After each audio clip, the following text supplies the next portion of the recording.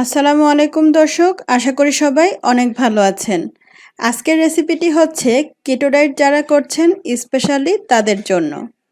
দারুণ একটা ড্রিঙ্কস বানিয়ে দেখাচ্ছি আপনাদেরকে।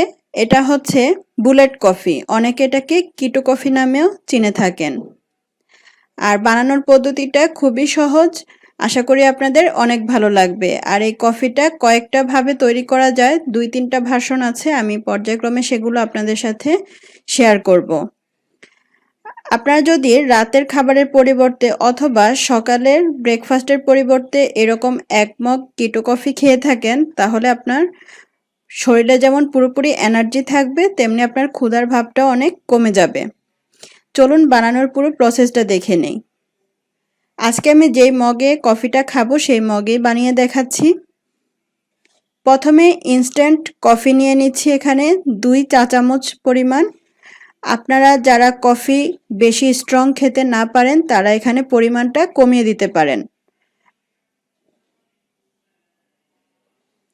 এবার এর মধ্যে 2 টেবিল চামচ গরম পানি দিয়ে দিতে হবে কফিটাকে মিক্স করে নেওয়ার জন্য, কফিটাকে গলিয়ে নেওয়ার জন্য। এই কফিটা অনেকে ব্লেন্ডারেও বানিয়ে থাকেন, তো আমি আজকে ব্লেন্ডারে না বানিয়ে কিভাবে সরাসরি আপনারা অল্প সময়ে মগের মধ্যেই বানিয়ে ফেলতে পারবেন সেই প্রসেসটা দেখাচ্ছি। প্রায় 30 সেকেন্ডের মতো এটাকে ভালো করে ফেটে নিতে হবে।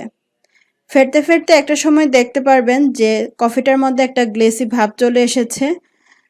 তখন এর মধ্যে বাকি উপকরণ মিক্স করে দিতে হবে। আর আমি আজকে এখানে এমসিটি অয়েলটা দিয়ে বুলেট কফিটা বানাবো।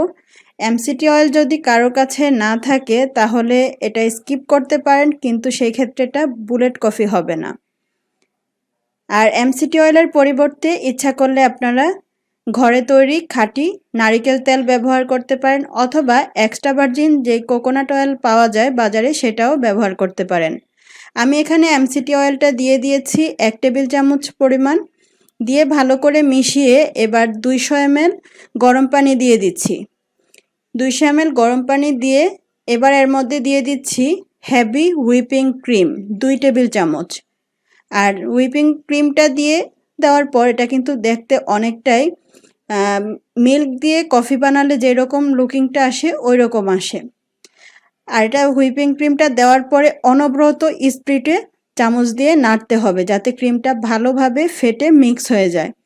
আর যদি মিক্স না হয় সেক্ষেত্রে আপনারা ব্লেন্ডারে দিয়েও ইচ্ছা করলে 10 সেকেন্ড ব্লেন্ড করে নিলেই কিন্তু এটা পুরোপুরি রেডি হয়ে যাবে।